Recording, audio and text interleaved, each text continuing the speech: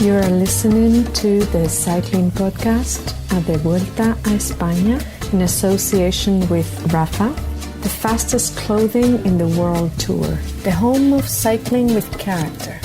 Ride and watch with Rapha in 2019 as they partner EF Education First and Kenyans Run, stage 21. Today we are in Madrid. Well, welcome to Madrid and the 21st and final stage of the Vuelta a España. Largely a circuit racer in the city streets here in Madrid, ending with a bunch sprint. In this final episode, we're going to hear lots of riders' reactions to what's gone on the last 3 weeks, our highlights. We'll hear from the coach at Jumbo-Visma, the team of the overall winner, Primož Roglič, of course. We're going to catch up with Daniel Friebe in the next part and get his thoughts on the race, and Orla Chennaoui after that. So it's a packed episode as ever, but to run through what happened today to finish things off at the Vuelta, the stage was won after great teamwork yet again from Declercq Quickstep by their sprinter Fabio Jakobsen. His second stage win, he just out-sprinted Sam Bennett of Bora Hansgrohe with a new name in the top three, Simon Sanyok, up there for CCC. They haven't had too many results at this Vuelta, but third on this final stage for him. And overall, of course, no changes. Primož Roglič was the winner, 2 minutes 16 ahead of Alejandro Valverde, with Tadej Pogačar in third at 2:38. Points winner, Primož Roglič ahead of Tadej Pogačar. Best young rider, hotly contested between Pogačar and Miguel Angel Lopez, with James Knox third, but Pogačar goes home with the white jersey. King of the Mountains, in the end, Geoffrey Bouchard, the AG2R rider who we saw on the attack a lot, formerly worked in decathlon, we've discovered during this Vuelta, but he deposed Angel Madrazo, who wore the polka dot jersey for a long time. But Bouchard means that, well, he ensures that AG2R don't go home empty-handed. They have the King of the Mountains from the Vuelta. Top team, who else but Movistar, just ahead of Astana.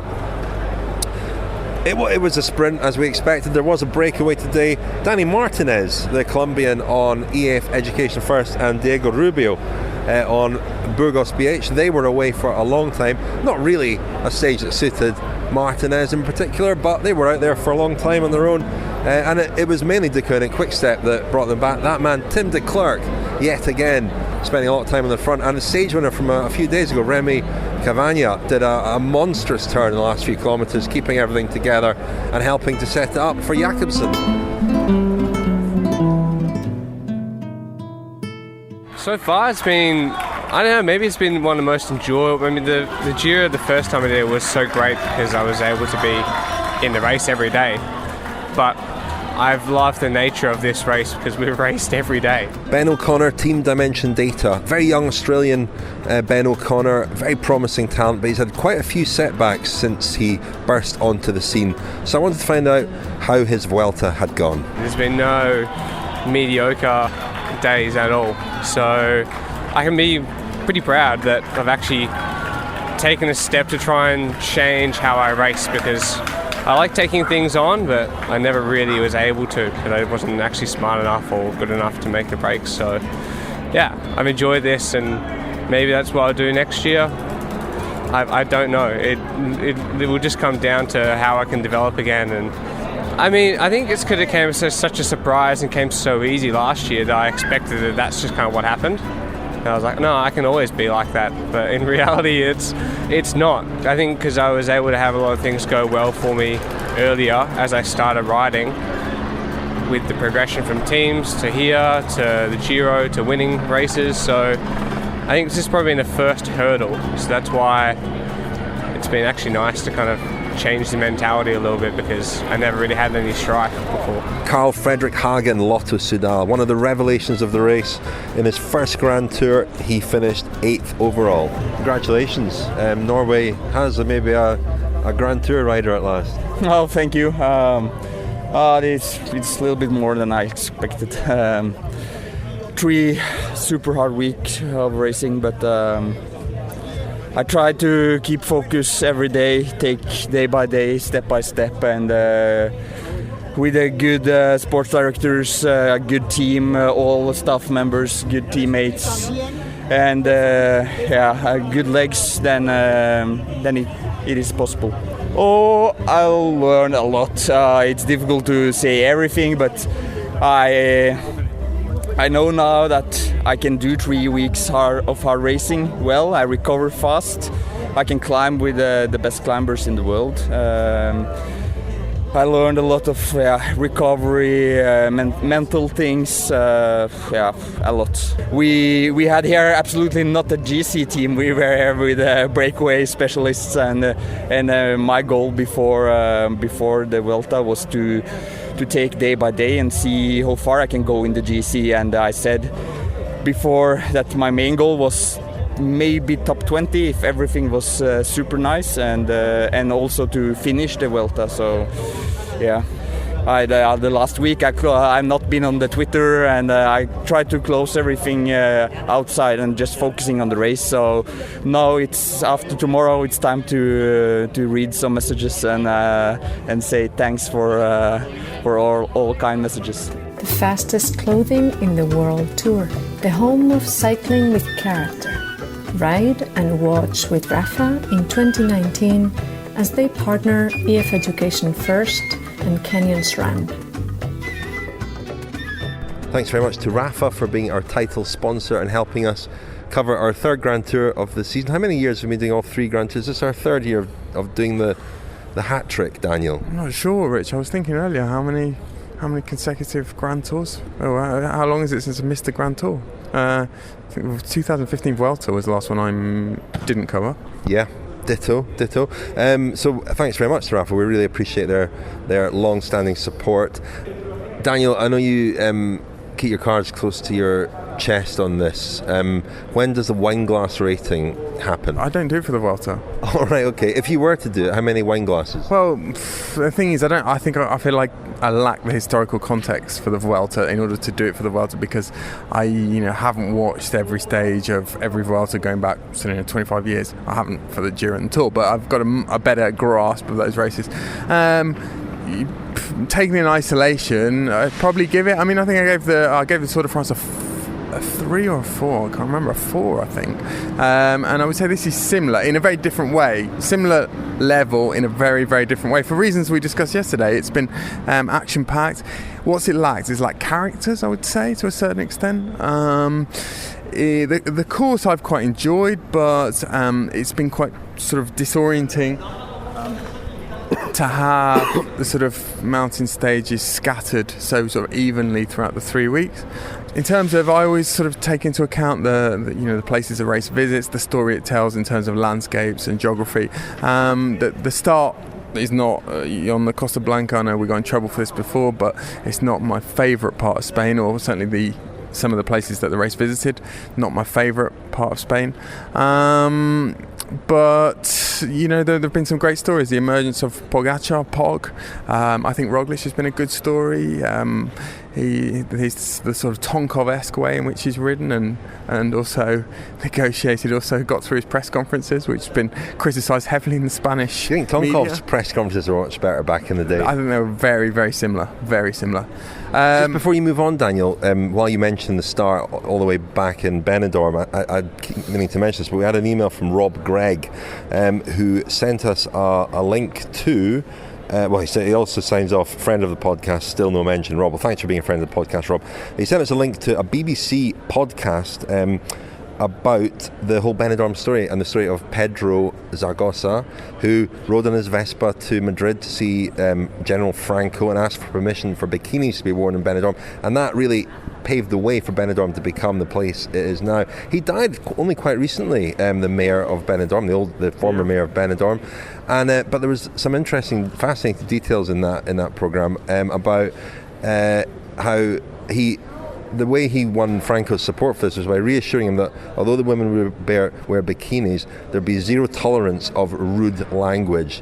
So you're allowed to say... Or heavy petting or anything like that. Yeah, you're allowed to say nice figure. but you weren't allowed to say or something like that. I really like your belly button was the example he used in the programme. So, interesting, subtle, kind of nuanced programme about the history of Benidorm and how it became the wonderful place that it is today. Moving on. Well, the race did move on from there, didn't it? And we went north. I really enjoyed, in terms of, we're talking destinations, landscapes, I really enjoyed yesterday the Plataforma de Gredos. The slightly sour note as far as the public was concerned was that they couldn't really get to the finish. It was great for us, and it made the race, the pictures of the race look very wild, which is what it seemed. It was bike racing and Grand Tour racing kind of stripped down into its sort of wildest, purest form. So I really enjoyed that, and we always love going to Asturias, Cantabria. Obviously, plenty of people will be familiar with those names of the regions, but I think what would surprise people if they went to those regions is the sort of diversity and how landscapes change, languages change, and the food to an extent changes as you move through those northern regions, sort of across towards Galicia on the western edge, or vice versa back towards the Basque Country. It's the weather, isn't it, up there that makes it quite tricky, because it can rain and be cold in July and quite warm in December. It's unpredictable, or its unpredictability is quite predictable. And Pau seems a long time ago, doesn't it? But that time trial there really laid the foundations for Rog's win, and it might have been a closer race and a more interesting race perhaps without that 36-kilometre time trial. Yeah, I was actually looking at the winning margins in major tours earlier today, and this has been a very pronounced trend over the last few years that they are becoming closer and closer fought affairs. And the last time someone won a major tour by more than 4 minutes was 2016. Chris Froome won the Tour de France by 4 minutes and 5 seconds, I think, from Romain Bardet. But even that was a bit of an anomaly. But if you go back and look at sort of the late noughties, you had Ivan Basso winning the Giro. I just saw him actually, the blueberry farmer. Slightly dubiously winning, very dubiously winning the 2006 Giro d'Italia. Couldn't really get more dubious, but he kept that title, and that was by, I think, 9 minutes. And third place Gilberto Simoni was 11 minutes. But that's the thing of the past, and the last 3 or 4 seasons, pretty much everyone has been under a minute and something, or just over 2 minutes. But is that, Daniel, because the competition here has not been at the same level as recent Giros and Tours? I mean, he's beaten 39-year-old Alejandro Valverde. Nairo Quintana is not really at his best. A Lopez who sort of disappoints quite consistently, and Pogacar in the end being the strong guy. But it's difficult to measure him as well, because I do feel that perhaps Roglic has been the only kind of A-list Grand Tour contender who's really been here in the end. Yeah, possibly. You also, I suppose, could look at the team that Jumbo-Visma brought here, and it was stronger than what they brought to the Giro, but they lost 2 men along the way, and they weren't put under as much pressure as they probably should have been. So in terms of like the fierceness of the competition, Ineos were also missing in action, so that sort of takes a dimension away, I suppose, from the GC battle. And so I think that's probably a fair argument to say that of the 3 Grand Tours this year, it was probably the weakest. I noticed yesterday, I saw some figures for the VAM figures, which is basically a measure of climbing speed, for yesterday's stage, and they were pretty low actually, and that's comforting in a way. It bears out just how much fatigue there is, not just at this point of the race, but at this point of the season. It was, they're quite significantly down, the climbing figures, compared to the Giro and the Tour. 2 things I want to talk about briefly before you go. Hugely significant, this win for Jumbo-Visma. Just as it was for Mitchelton Scott last year, and they've kind of had a disappointing season on the back of Simon Yates' win here at the Vuelta last year. But you do feel that for Jumbo-Visma, this is kind of the start of the journey in a way.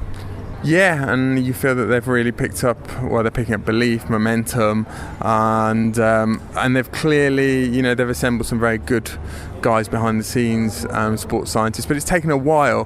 Marijn Zeeman, they took him from Sunweb, Giant, Shimano, whatever it was called then. That was a few years ago now, and he was extremely highly rated at the time, but for his input and the input of other specialists they brought in for their work to bear fruit, it's taken 3 or 4 seasons.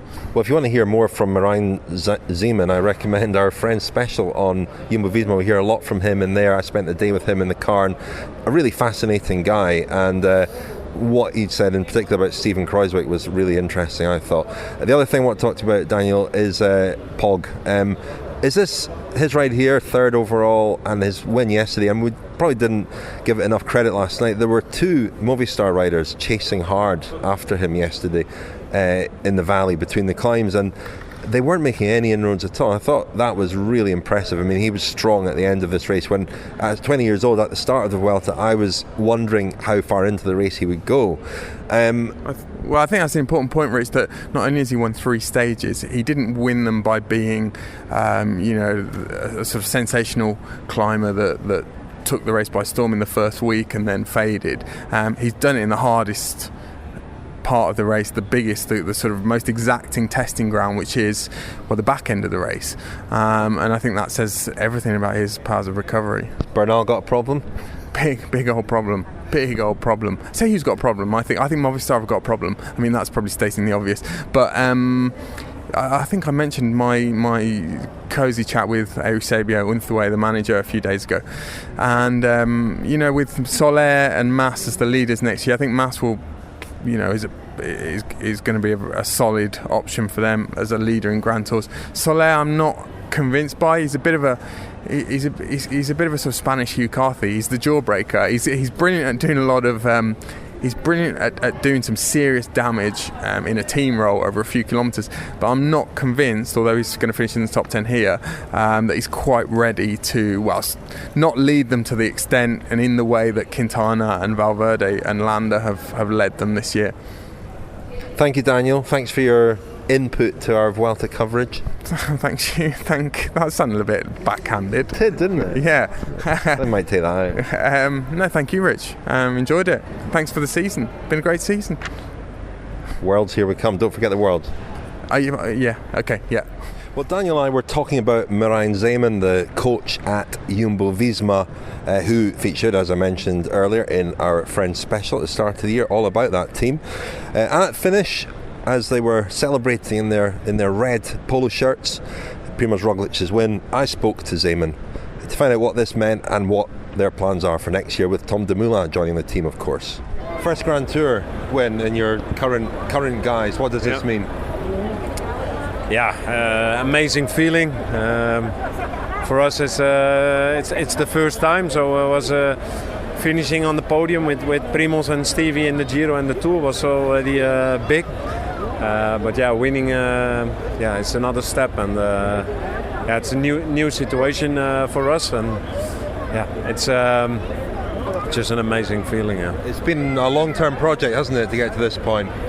Yeah, absolutely. Yeah, so I think especially we started it in 2016, and I think we have a very, very good group of people, smart people, hardworking people, passionate people, and and then a fantastic group of riders. Of course, Primož is a big talent, Dylan, Stevie.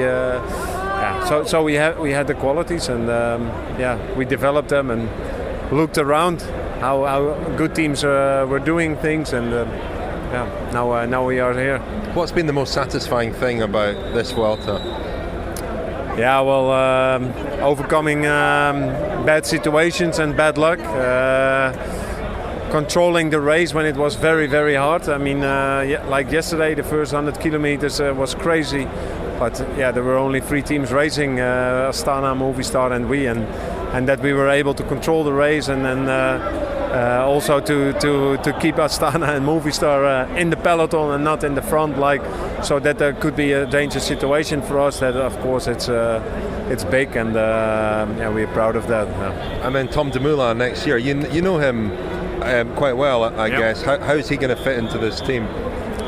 Yeah, well, I think he will fit in very well, but obviously, I mean, he's new, and like every new guy has to settle and find his place. But Tom is fantastic rider, but also a person who understands that, and we're going to use the winter for that, but we are very, very happy that he's joining us. Do you think it will be a problem for him having almost missed a season of racing? Will it take him a while, I think, to get back up to his level? Yeah. That's I think that's all with all the riders who are seriously injured. That will take time, but he will get that time with us, and first we have to see how far he is exactly and where we can start, but then it will come, and step by step we'll see that we'll get him back on his old level, and hopefully even a little bit better. Yeah. And who will lead the team at the Tour de France?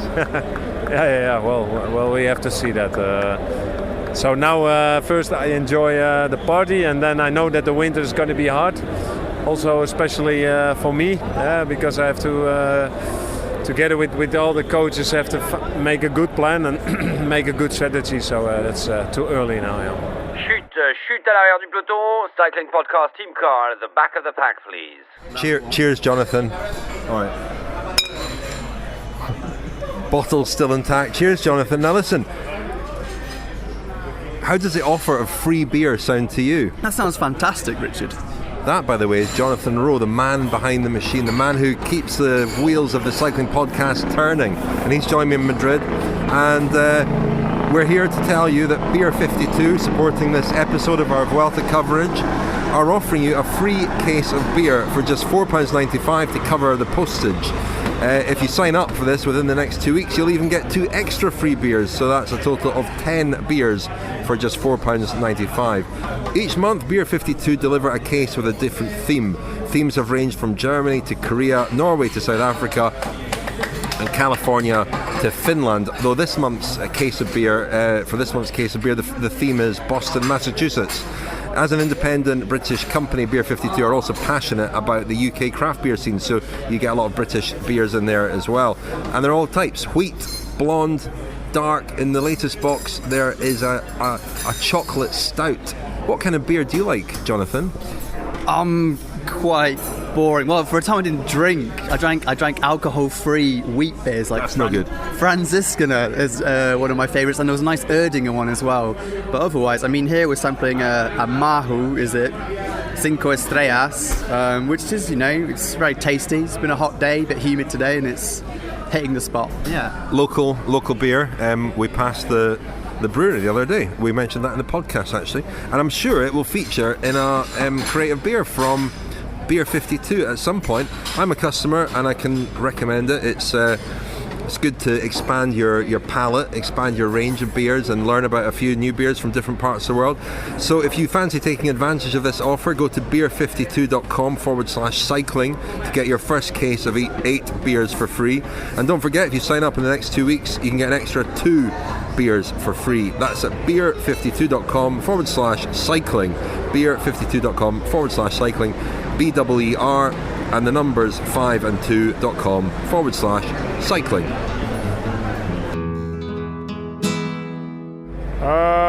The echelon stage was for sure. I think one thing that I will never experience again in my life. 220k full gas. Tim Declercq, Declercq Quick Step. From the gun, actually, I think that was an amazing stage, and every team victory is nice for sure when you contribute to it. But yeah, that one was really special. Hannah Troop, the press officer at EF Education First. Of course, when we won the other day. Kiel Reijnen, Trek Segafredo. The finish, being done. Lawson Craddock, EF Education First. Favorite moment of this Vuelta? Probably this morning when I got to see my family for the first time in a while. So. Patrick Lefebvre, the boss at Declercq Quick Step. Oh, of course, the echelon stage, but Philippe Gilbert wins. It was really a team demonstration on the highest level.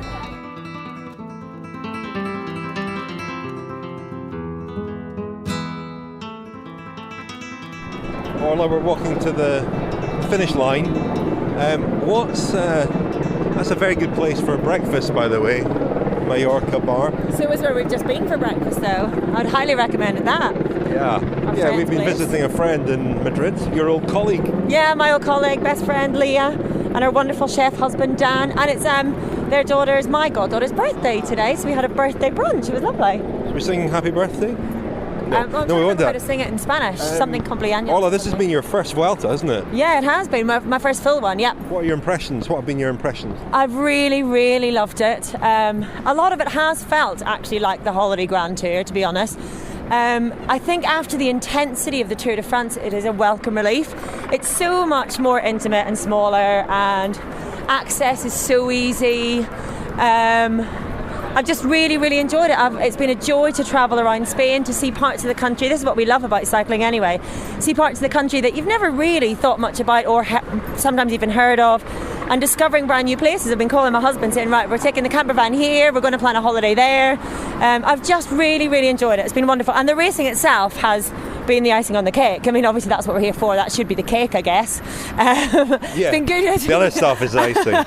The good cake and good icing. It's been all around a wonderful delight. Highlight? Oh. Could be racing, it could be a meal, it could be a place. Could be a rider. Probably, can I say dancing in Burgos? Karaoke in Oviedo. Rider for me has probably been James Knox. Just because it's the first time we've seen him complete a Grand Tour. I think a lot of people, we've talked about him a lot, and obviously you've had him in the podcast a lot, but there's an awful lot about his Grand Tour, I think, that encapsulates what Grand Tour riding, what cycling really is all about, and the highs and the lows, battling through adversity and coming out the other end, you would imagine, much stronger for it. So I would say he's actually my rider of the race.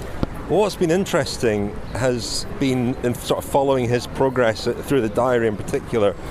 From our point of view, the rider who finishes 9th, 10th, 11th, we're almost a bit condescending sometimes, the whole a la Zubeldia thing, because if you are riding 8th, 9th, 10th, 11th, you have often, it's a reward for consistency, and it means that you've perhaps not been at the front or on the attack all that much.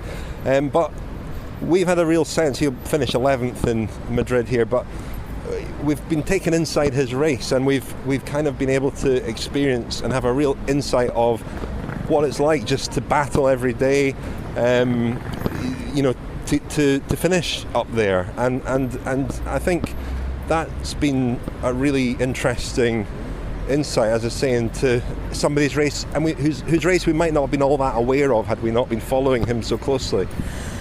And I was listening to the podcast, yesterday's podcast this morning, and Daniel talking about Philippe Gilbert basically just doing his job with James Knox and helping him up the climbs yesterday. But to me, and he's right, he is just being a professional, but isn't that the beauty of cycling, that you can see what you're making funny faces? Because Daniel and I carried on that conversation after we'd been recording. No, because I took issue with what he said, actually, because I think I think we should actually, the phrase just doing his job, just being a professional, I mean, these are things that we should actually celebrate and praise where necessary, because he is doing his job, he is being professional, but he's doing it with real class and dedication, and he doesn't need to. Nobody would care if he didn't. He's leaving that team. They're not going to be teammates next year. Philippe Gilbert could easily have got away with having a bad day riding in the Gruppetto, or even riding his own race, frankly. Nobody really, there wouldn't have been any consequences for him. And absolutely no one would have noticed that, and we only noticed what he was. His team might have noticed, but that would be it. But they wouldn't have said to the wider world, and it wouldn't have affected his chances next year. Hey, salut! So that's one of our crew walking past. And it is, as I was listening to that, I thought you can't really dispute in a way what Daniel was saying, but that's part of the beauty of the sport. You don't get other sports where a star of the sport then puts himself completely at the service of another rider on one of the toughest days of the race. And I think that kind of thing should be celebrated, because that's celebrating cycling, really. It's like Messi going in goal, isn't it? Yeah, he's a bit little for goal, but could be like Messi going in goal. A bit more human growth hormone, he could make it. Controversial. No, it's not controversial. He's had it for his, whatever his condition is. He's had it since he was about 12. Okay. Finally, Orla, any lowlights? Anything that's left you feeling underwhelmed, less than enamoured by the Vuelta, or any aspect of it? Not really. I think some of the organisation sometimes for journalists trying to cover it has been a real challenge. Because it's not as big, you know, the tour, everything is set up well in advance. There have been days where we've been sort of stuck trying to get up a mountain for maybe 2 hours, which is quite tedious. No portaloos at the top of a mountain? No portaloos at the top of one particular mountain, which really, really wound me up. And we had to fight hard that day to get a portaloo, which really is unacceptable. I mean, we had one of my colleagues from Dutch Eurosport is pregnant. There was nowhere to hide behind up on that bold mountain top, so that would have been a bit fun, but mostly it's been brilliant. And actually one of my other highlights was a day that maybe would have been a huge challenge, should have been a huge challenge, but Andorra, where we had thunder, lightning, hailstorms.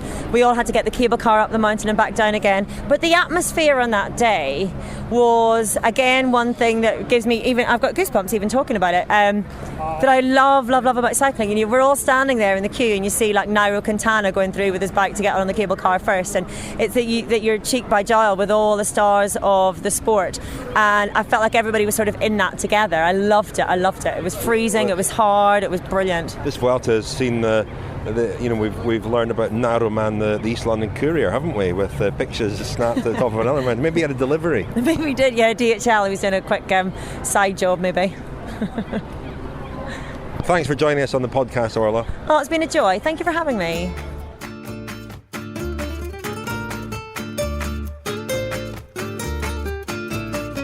Right now, it's over, it's done. Best moment. Nick Schultz, our diarist, Mitchelton Scott. I don't know, favourite moment. Hard to pinpoint. I don't know, maybe making a breakaway after trying for 2.5 weeks. But instant regret once I was up there, it was too hard. But overall, it was a pretty good race. It's hard to pinpoint one moment because it was just so hard the whole way. So it's just a pretty pleasant feeling riding into Madrid. Yeah, that's up there. Sepp Kuss of the winners team Jumbo-Visma. Oh man, it all seems so distant if I had tried to think a few weeks ago, but honestly the hamburgers we had last night were pretty, it was a pretty good moment. Sam Bewley, Mitchelton Scott. Favourite moment of the Vuelta? I think it's probably always Madrid stage. Yeah, it's pretty cool, always good atmosphere. The weather held out luckily, good circuit. It's a nice way to end. The Cycling Podcast is supported by Science in Sport. Science in Sport, fueled by science.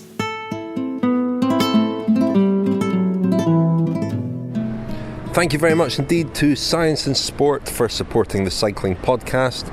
And you can get your 25% off still with the code SISCP25. That's SISCP25 at scienceandsport.com. Very grateful to Science and Sport for their support of what we do. Now, let's hear from some more riders. Our diarists, Nick Schultz and James Knox. Nick was quick to send his diary in as soon as he got on the bus. James took a little bit longer to get back to the bus. I think he was celebrating the stage win as well.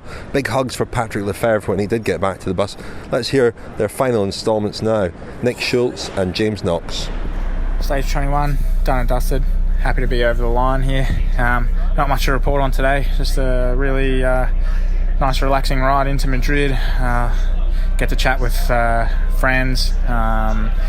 Just sort of debrief on the 3 weeks that was, and then you hit that circuit, and it's a lung-busting hour. Now we're just on the bus. We've cracked a few drinks, and we're about to head back to the hotel where we're going to go and have dinner and celebrate the 3 weeks. Yeah, cheers. Thanks for listening for the 3 weeks, and yeah, might do this again sometime. Final diary. So I'll give you the full effect. In the mix, in the thick of it on the bus. Feeling a few drinks already. 3 weeks over. Real relief. It's been such a long time. Wow. I'm really, really happy to be finished. Yeah. And to finish it with a victory. Bit lost for words. Been amazing. All the ups and downs. Special team, and yeah, really proud to be part of this team for here. Feel like we've taken the race on whenever we could. and can be really proud of ourselves. I'm really proud of myself. Never expected to be in this position after 3 weeks, so close to a top 10. Yeah, brilliant. I think I'll enjoy tonight. Heading back to the hotel, shower, change, nice restaurant, some more drinks. It feels like the season's ending right now. Still got a couple more races to go, but we won't worry about that. And just enjoy tonight first. Celebrate 5 stage victories and my effort at GC. You know, it wasn't really the ambition, but it turned out to be quite a nice little project in the end, and I'm really can't put to words how much it means to me, how the guys supported me all the way to the end. So 11th in a Grand Tour, I don't think that's been done by many British guys. First Cumbrian to finish a Grand Tour, I'll take that. I really take that.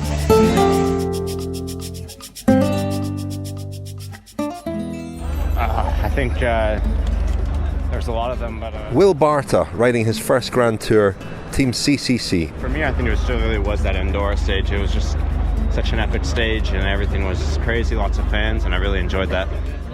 Probably when the doctor told me in the ambulance I can continue, so they were mostly against it, but he said on a strong course of antibiotics allow me to continue, and that, I must say, just being able to finish it the next day was a big moment for me, which was stage 15, because it was incredibly hard. Willie Smit, who featured in the episode with a quite remarkable interview a few nights ago, of Team Katusha Alpecin.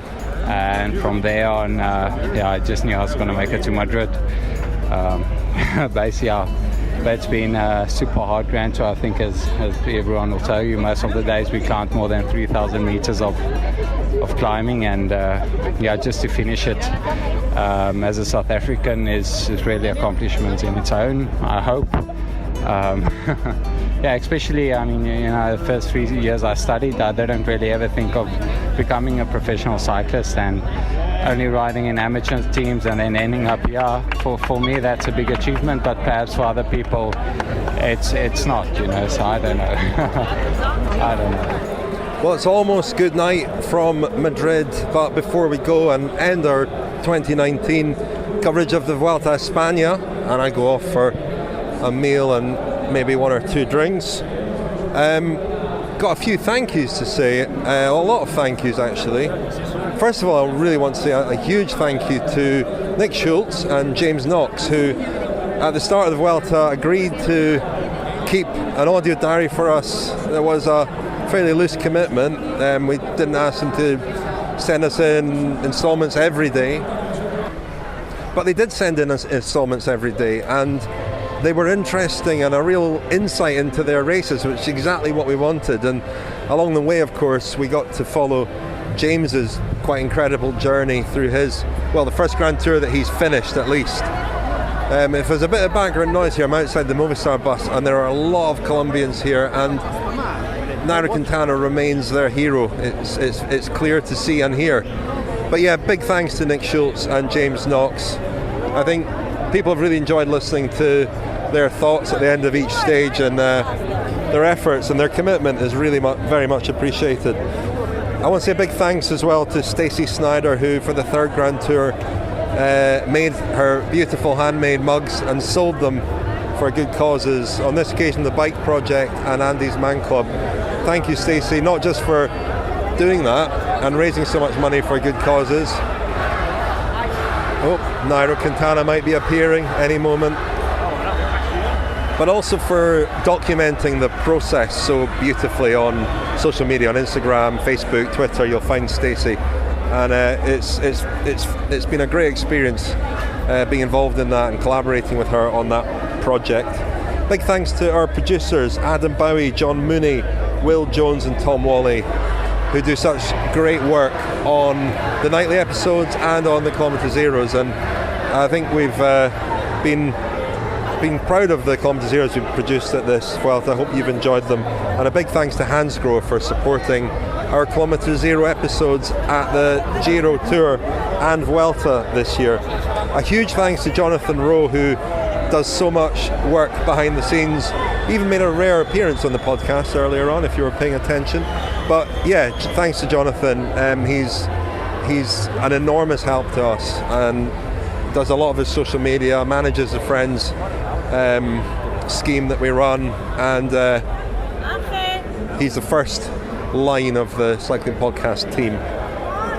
Big thanks also to David Luxton, who manages things for us with sponsors, advertisers and so on, and helps to keep us sane. Thank you, David. Thanks to Orla Chennaoui, who's been a regular contributor to our Vuelta podcast, fitting it in around her other work with Eurosport. Very much appreciated, Orla. To Itziar Gomez for being the voice of our Vuelta coverage. Thanks, Itzy. Thanks to Más y Más and 13 Senses for the music that we've used throughout our Vuelta coverage in both the regular episodes and the Kilometre Zeros. Thanks to our sponsors Rapha, Science and Sport, and all our episode sponsors. They help keep us on the road and we're extremely grateful. And finally, thank you to you, the listeners to the podcast, and a big thanks to those of you who've signed up as friends of the podcast. You help support us too, and you help us cover all 3 Grand Tours in the way that we do. Huge thank you to you. And that's all for the Grand Tour season for 2019. But the podcast doesn't stop. Coming up in the next week, we've got an episode of the Cycling Podcast Femina and a 3rd episode of Service Course with Tom Wally and Kira McVitie. And this one's a cracker. I'm looking forward to listening to it myself. Then there are the World Championships, of course, in Harrogate, and we'll be producing extra episodes over the course of that week. So stay tuned for more details on that. And that's all from me, from Madrid. Thank you very much for being with us on this journey around Spain and into France briefly. We'll see you next year.